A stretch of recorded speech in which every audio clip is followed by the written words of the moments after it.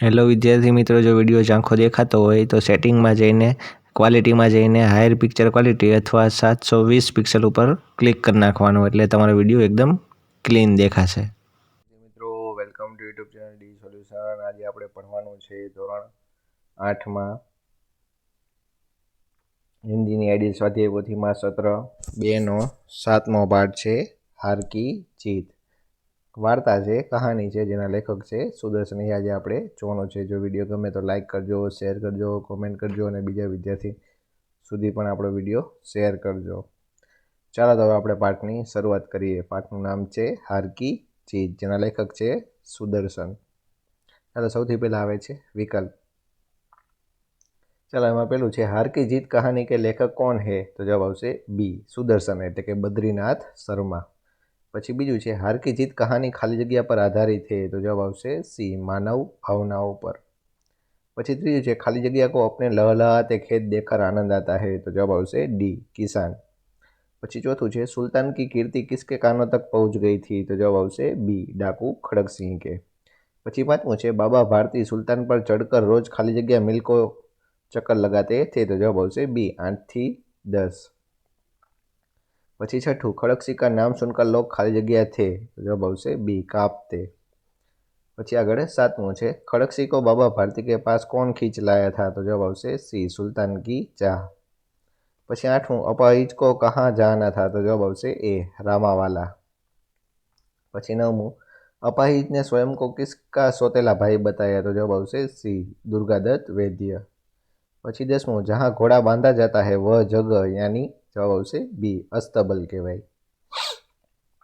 ચાલો પછી આગળ આવે છે रिक्त स्थानों की पूर्ति कीजिए. એમાં પેલું છે भगवत भजन से जो समय बचता वह घोड़े को अर्पण हो जाता. પછી બીજું છે बाबा भारती अपने घोड़े को सुल्तान कहते थे.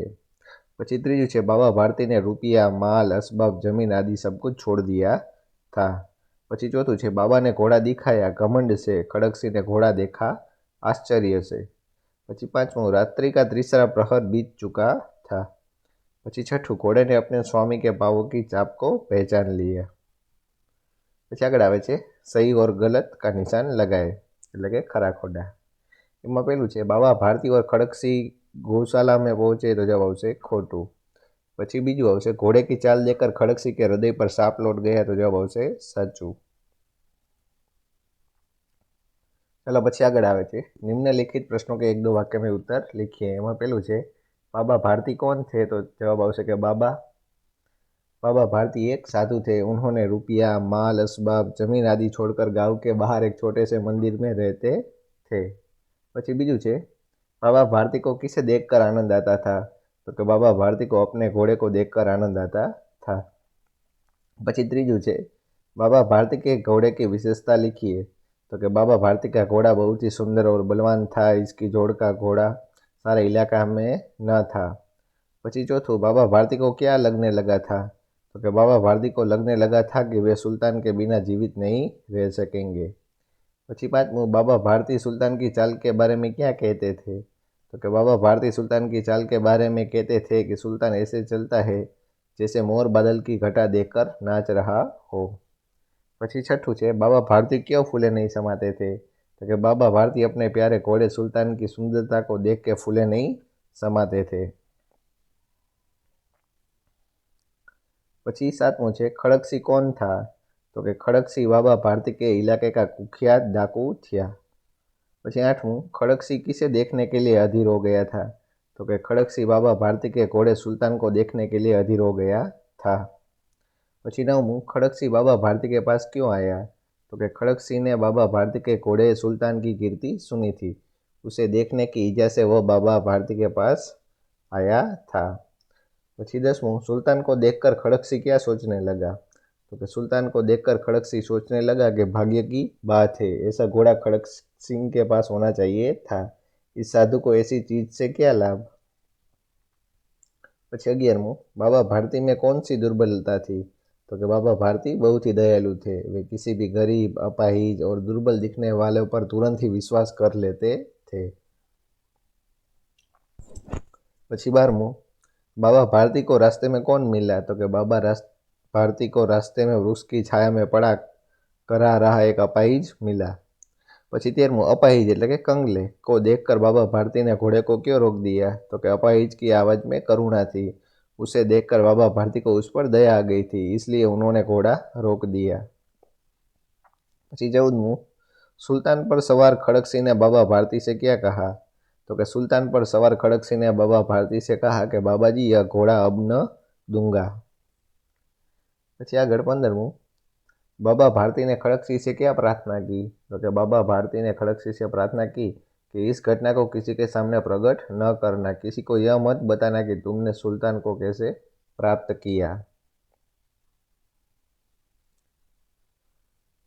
પછી આગળ 16મું बाबा भारती को अपाहिज पर शक क्यों नहीं हुआ? तो कि बाबा भारती बड़े दयालु थे, उनको गरीबों और अपाहिजों के प्रति बड़ी हमदर्दी थी, इसलिए अपाहिज बने डाकू पर बाबा भारती को शक नहीं हुआ।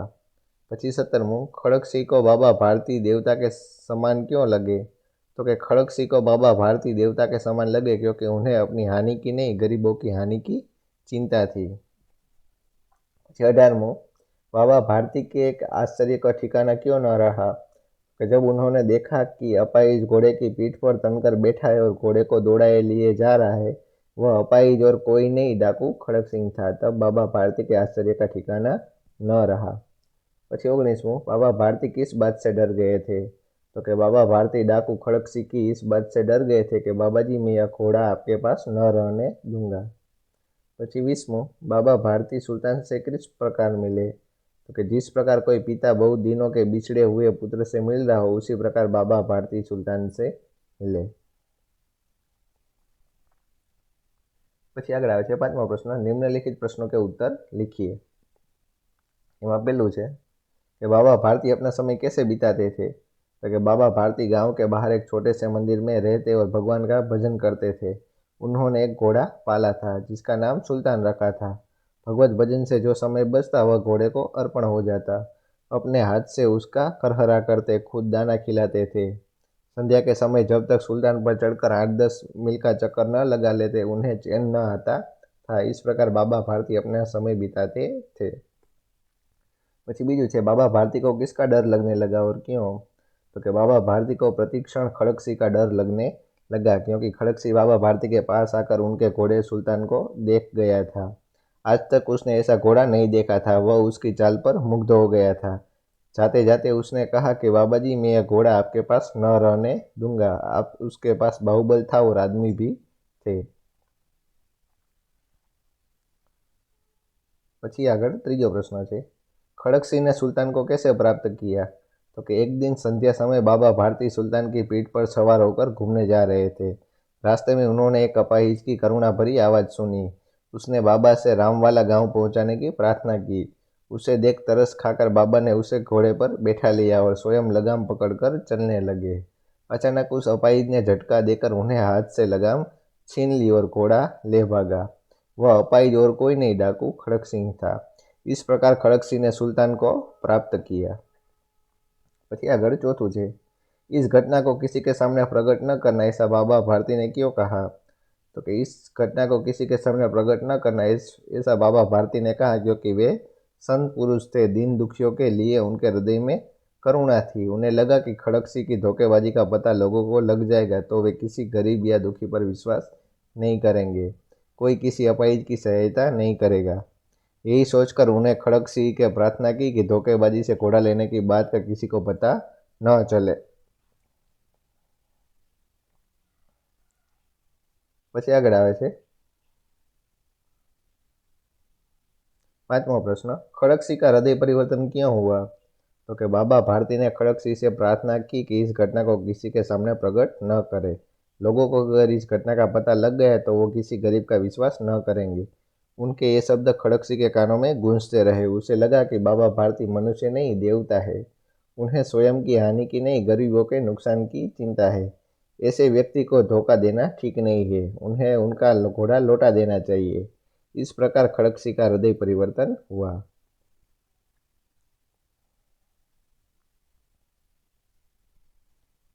चलो પછી આગળ छठो प्रश्न છે, घोड़े को वापस आया देखकर बाबा भारती ने घोड़े से कैसा बर्ताव किया? तो कि घोड़े को वापस आया देखकर बाबा भारती की खुशी का ठिकाना न रहा। वे उसके गले से लिपट कर इस प्रकार रोने लगे मानो कोई पिता बहुत दिन के बिछड़े हुए पुत्र से मिल रहा हो। वे बार बार उसकी पीठ पर हाथ फेरते, उसके मुंह पर थपकियां देते, घोड़े की वापसी पर संतोष प्रकट करते हुए बोले कि अब कोई गरीबों की सहायता से मुंह नहीं मोड़ेगा। પછી सातमું છે, अब कोई गरीबों की सहायता से मुंह नहीं मोड़ेगा। बाबा भारती ने ऐसा क्यों कहा? तो कि खड़क सिंह ने अपाहिज और गरीब बनकर धोखे से बाबा भारती का उनका घोड़ा छीन लिया था। उन्हें डर था कि इस घटना का पता चलने पर लोग गरीब, दुखी और अपाहिजों पर विश्वास नहीं करेंगे। लेकिन खड़क सिंह उसी रात को घोड़े को अस्तबल में बांध गया था। अब उसके द्वारा की गई धोखेबाजी की बात फैलने का डर नहीं था, इसलिए बाबा भारती ने कहा कि अब कोई गरीबों की सहायता से मुंह नहीं मोड़ेगा। चलो પછી 8મો પ્રશ્ન છે, यदि बाबा भारती की जगह आप होते तो क्या करता? विद्यार्थी स्वयं सोचकर लिखें। આ તમારે જાતે લખવાનો છે કે તમે બાબા ભારતીની જગ્યાએ હોત તો શું કરે। ચાલો પછી આગળ 9મું છે, ટિપ્પણી લીખીએ। એમાં પહેલું છે, बाबा भारती की महानता। तो कि बाबा भारती एक बड़े सदाचारी संत थे। उनका हृदय विशाल था और उनके विचार उच्च थे। उनके हृदय में दीन दुखियों के लिए अपार करुणा थी।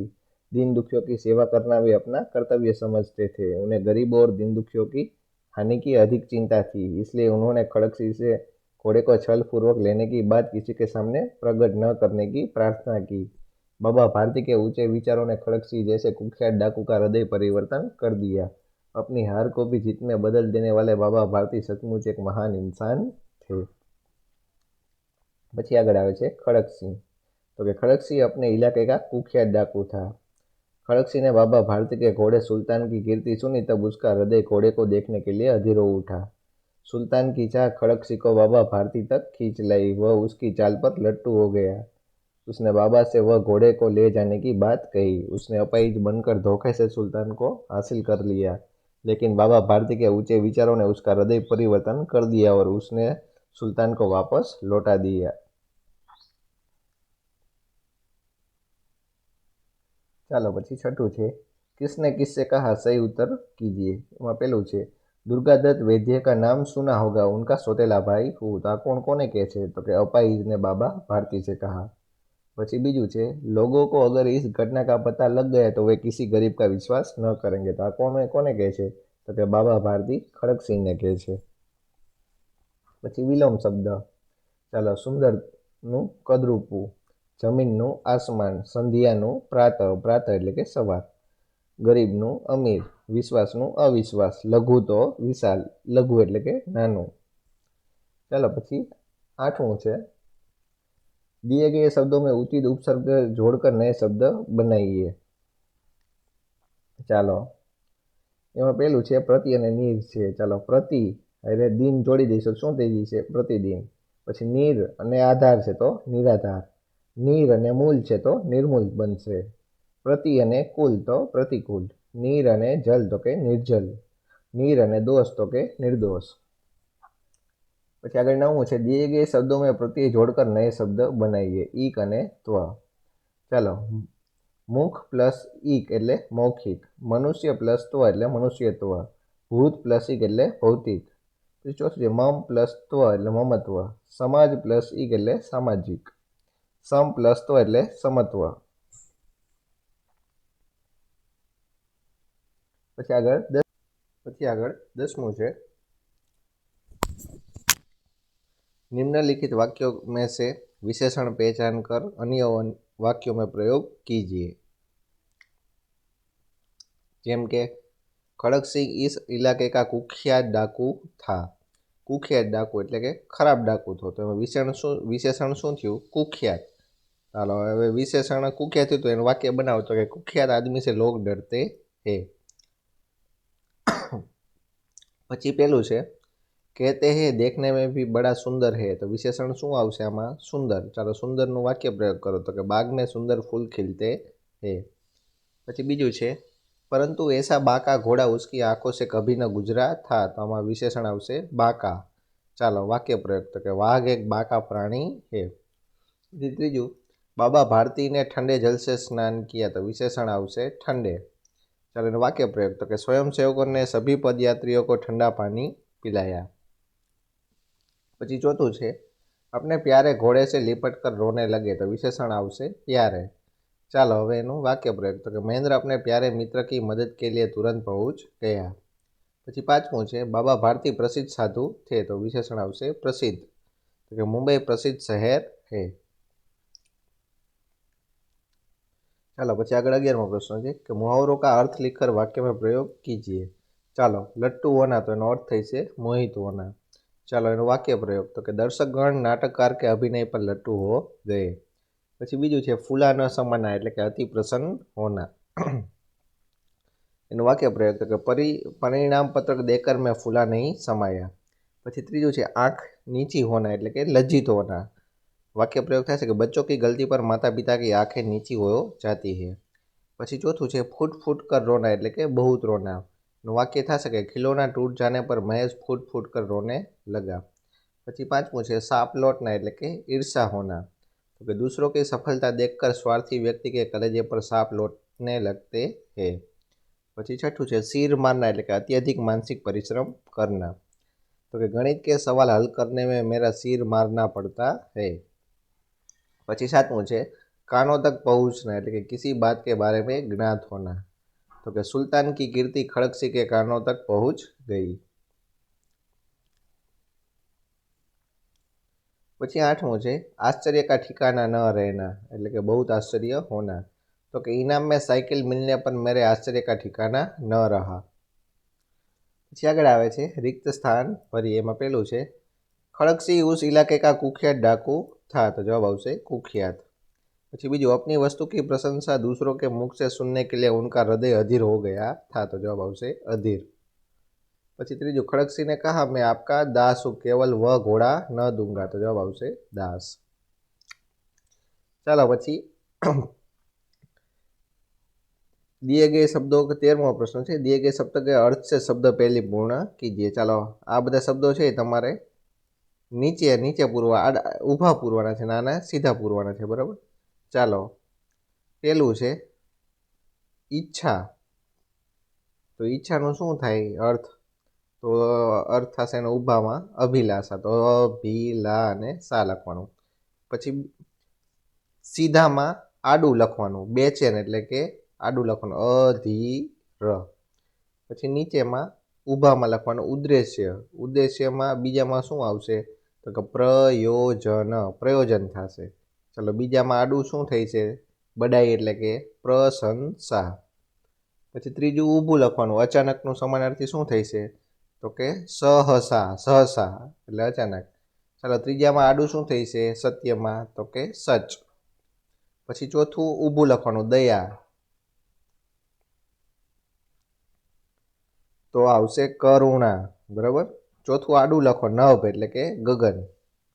પછી પાંચમું આડું લખવાનું નફરત તો કે ઘૃણા બરાબર। ચાલો આ તમારે આવી રીતના આડી ચાવી ને ઊભી ચાવી ભરી દીધી। ચાલો પછી આગળ 14મો પ્રશ્ન છે કે પરિચ્છેદ पढ़कर प्रश्नों के उत्तर दीजिए। चलो आखे आखो फकरो वांची जवानो छे एना उपरथी प्रश्नना जवाब तमारे आपवाना छे।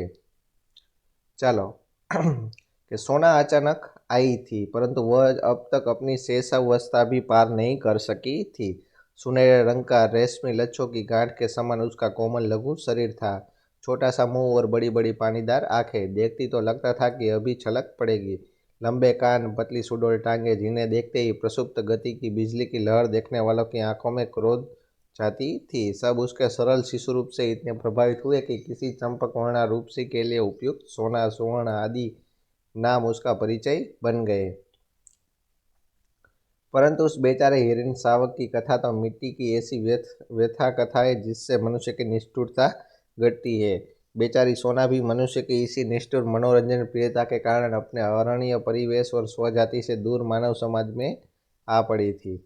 प्रशांत वनस्थली में जब अलग भाव से मंथन करा हुआ मृग समूह शिकारियों की आड़ से चौंक कर भगा तब सोना की माँ सदैव प्रसूता होने के कारण भागने में असमर्थ रही। सदैव जात मृग शिशु तो भाग नहीं सकता था पर अंतर्मृगी माँ ने अपनी संतान को अपनी शरीर की ओट में सुरक्षित रखने का प्रयास में अपने प्राण दिए। चलो फकरा उपरथी प्रश्न जवाब आपवाना छे। एमां पहेलुं छे सही उत्तर लिखिए। एमां पहेलुं छे सोना हिरण का रंग कैसा था तो जवाब आवशे सी सुनहरा। પછી બીજું છે મૃગ समूह किसकी हार्ट से चौक कर भागा, तो जवाब આવશે बी शिकारियों की। પછી આગળ બીજો પ્રશ્ન છે रिक्त स्थान भरी, એમાં પહેલું છે सोना अब तक अपनी शेषवावस्था भी पार नहीं कर सकी थी। પછી બીજું આવશે हरिण शावक की कथा तो मिट्टी की ऐसी व्यथा कथा है जिसे मनुष्य की निष्ठुरता घटती है। પછી આગળ આવે છે ત્રીજો કે इन शब्दों के अर्थ लिखिए और वाक्य में प्रयोग कीजिए। એમાં પહેલું છે आहट, એનો વાક્ય પ્રયોગ કરો કે ચાપ पालतू पशु अपने मालिक की आहट पहचान लेते हैं। પછી બીજું છે શેષવાवस्था, એટલે કે बचपन शैशवावस्था जीवन का सबसे सुखद समय होता है।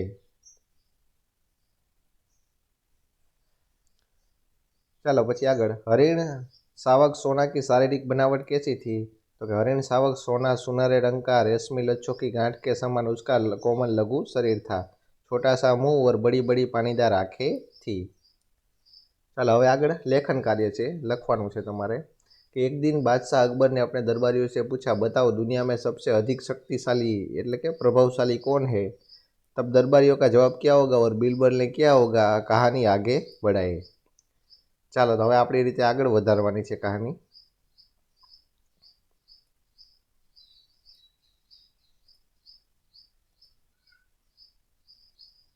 चलो एमा आवशे कि एक दिन बादशाह अकबर ने अपने दरबारियों से पूछा कि बताओ दुनिया में सबसे अधिक शक्तिशाली प्रभावशाली कौन है। इस प्रश्न के उत्तर में एक दरबारी ने हाथी को सबसे शक्तिशाली बताया तो किसी ने शेर को। इस तरह दरबारियों ने अलग अलग जवाब दिए। जब इसका उत्तर देने के लिए बीरबल से कहा गया तब उसने सूरज को सबसे अधिक शक्तिशाली बताया। अकबर ने पूछा कैसे, तब उत्तर में बीरबल ने एक कहानी सुनाई। एक बार हवा, पानी और सूरज में झगड़ा हुआ। तीनों स्वयं को शक्तिशाली बता रहे थे। एक दूत ने उन तीनों की बातें सुनी। उसने कहा देखो वह मुसाफिर कोट पहनने जा रहा है, जो उसका कोट उतारवा दे वही सबसे अधिक शक्तिशाली है। सबसे पहले हवा तेज चलने लगी, यात्री का कोट फड़फड़ाने लगा। उसने हाथों से कोट पकड़ रखा, आखिर हवा उसका कोट नहीं उतार सकी। अब पानी ने अपना प्रभाव दिखाना शुरू किया, जोर की बारिश होने लगी। मुसाफिर भीग गया पर उसने कोट नहीं निकाला। अंत में सूरज की बारी आई। इतनी तेज धूप निकली कि मुसाफिर गर्मी सहन न कर सका और वह पसीना पसीना हो गया। परेशान होकर उसने कोट उतार दिया। सबने सूरज के प्रभाव को मान लिया और बादशाह ने भी बीरबल की बात का स्वीकार किया और समर्थन किया। ચાલો તો અહીંયા આપણો આ પાઠ પૂરો થાય છે। વિડીયો કેવો લાગ્યો તે કોમેન્ટ કરજો અને તમારા મિત્રો સુધી પણ આપણો વિડીયો શેર કરજો, જેથી કરીને ગામડાના છેવાડાના વિદ્યાર્થી સુધી આપણો વિડીયો પહોંચી શકે। તો ચાલો વળી પાછા મળશું નવા વિડીયોમાં, ત્યાં સુધી જોતા રહો આપણી ચેનલ ટી સોલ્યુશન।